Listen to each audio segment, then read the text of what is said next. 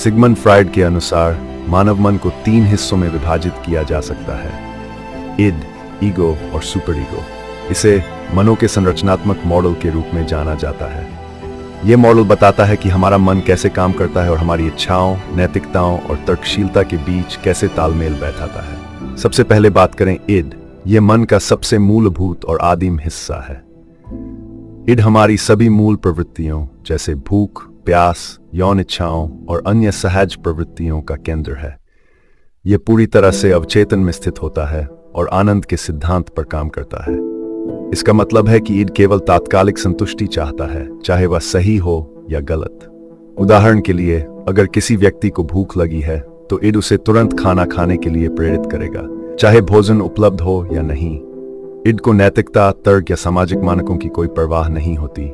यह पूरी तरह से स्वार्थी होता है और केवल अपनी इच्छाओं को पूरा करने पर केंद्रित रहता है। इसके बाद आता है ईगो।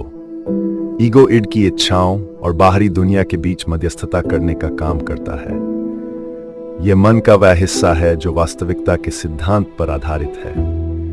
ईगो इड की तात्कालिक इच्छाओं को नियंत्रित करता है और उन्हें समाज में स्वीकार्य तरीकों से पूरा करने की कोशिश करता है।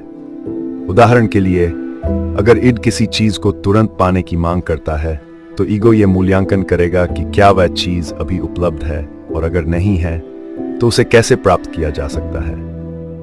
ईगो का काम इड और सुपर ईगो के बीच संतुलन बनाए रखना है।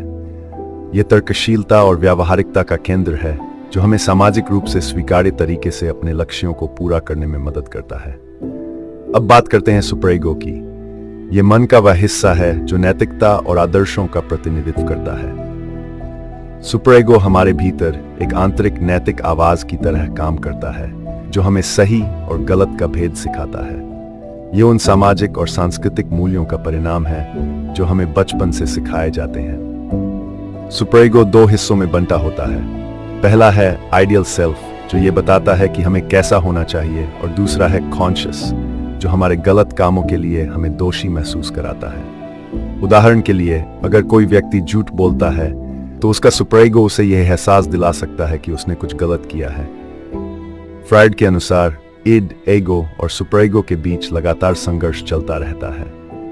इड अपनी इच्छाओं की तात्कालिक पूर्ति चाहता है, सुपर ईगो नैतिकता के आधार पर उसे रोकता है, और ईगो इन दोनों के बीच संतुलन बनाने की कोशिश करता है। इस संघर्ष का परिणाम ही हमारे विचारों, भावनाओं और व्यवहार को आकार देता है। इसे समझने के लिए एक उदाहरण लेते हैं। मान लीजिए कि एक व्यक्ति किसी मिठाई की दुकान के सामने से गुजर रहा है और उसे मिठाई खाने की तीव्र इच्छा होती है। इड उसे तुरंत मिठाई खरीदने या चोरी करने के लिए प्रेरित करेगा, क्योंकि यह उसकी तात्कालिक इच्छा है। सुपर ईगो उसे रोकेगा और कहेगा कि ऐसा करना गलत है, क्योंकि चोरी नैतिक और कानूनी रूप से गलत है। ईगो इन दोनों के बीच संतुलन बनाएगा और इस समस्या का व्यावहारिक समाधान खोजेगा, जैसे पैसे का इंतजाम करना और फिर मिठाई खरीदना। यह मॉडल दिखाता है कि हमारा मन कितना जटिल है और कैसे हमारी इच्छाओं, नैतिकताओं और वास्तविकताओं के बीच तालमेल बैठता है। फ्राइड के अनुसार स्वस्थ मानसिकता तब संभव है जब इड, ईगो और सुपर ईगो के बीच संतुलन बना रहे। अगर इनमें से किसी एक का प्रभाव बहुत अधिक हो जाए तो मानसिक समस्याएं उत्पन्न हो सकती हैं। इस प्रकार फ्राइड का यह मॉडल न केवल मनोविज्ञान को समझने का एक तरीका है, बल्कि यह भी बताता है कि हमारा मन किस प्रकार हमारे जीवन को प्रभावित करता है।